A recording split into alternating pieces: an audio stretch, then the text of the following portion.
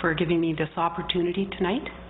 Well, first of all, I want to thank you for waiting through all that last meeting. A mere 5 hours of sitting there and having to wait not to be able to have an opportunity. Okay.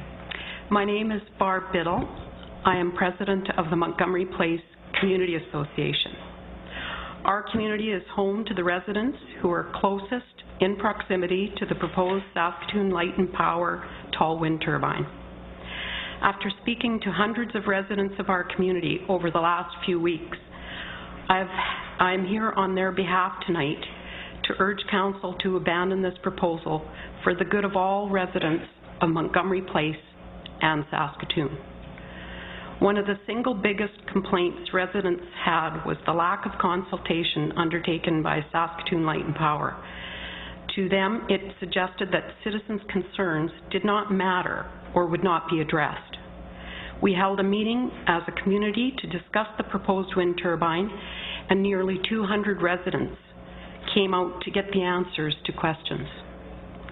It is clear community concern is very real and something that must be addressed before Saskatoon Light and Power can consider going forward with this proposal.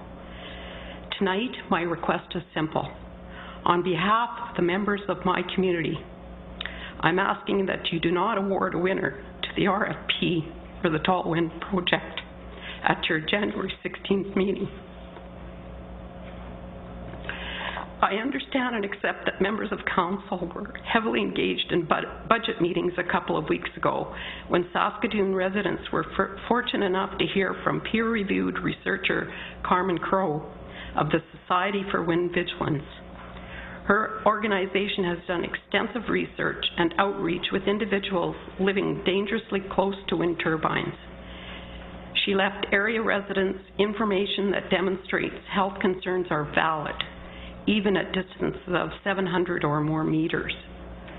We're disappointed to see Saskatoon Light and Power choose to publish 2 pro-wind industry reports on their website in defense of the wind turbine after this event, particularly as each of those reports have been heavily criticized by members of the medical community who, unlike the researchers claiming wind turbines are safe, have actually spent time doing real research with real people in real communities near real wind turbines.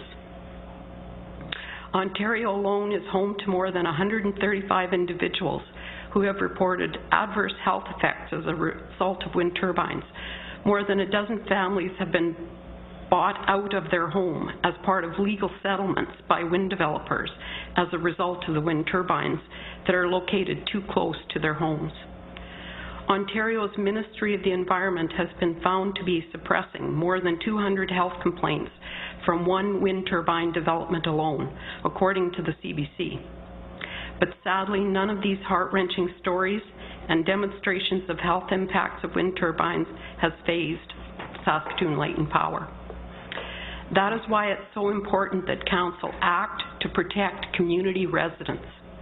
There is no reason for anyone to sit here tonight and honestly believe wind turbines don't result in adverse health effects. Council has the opportunity to act with precaution. Council can stop pushing this project forward so that you can first establish safe setbacks based on science, conduct a proper economic study, and only go forward on sound science.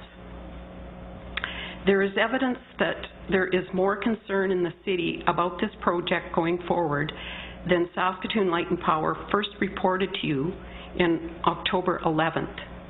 In their report, Saskatoon Light and Power advised that 65% were supportive of this project at the proposed location, based on 126 written comments received as a result of community engagement at 5 meetings, 2 of which were held concerning Diepenbaker Park location. This did not include any comments made at these same meetings, which were recorded by the city, but were not written. Over the last month, we have been gathering names on a petition to encourage the city to put a moratorium on further action in regard to the project until further studies of the health effect on people and the environment can be done. I would like to present Council with the petition to show the widespread concern about going forward with the wind turbine at its proposed location.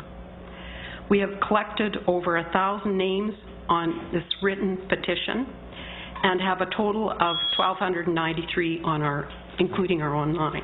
Thank you. I see no questions for you at this time, but thank you very much.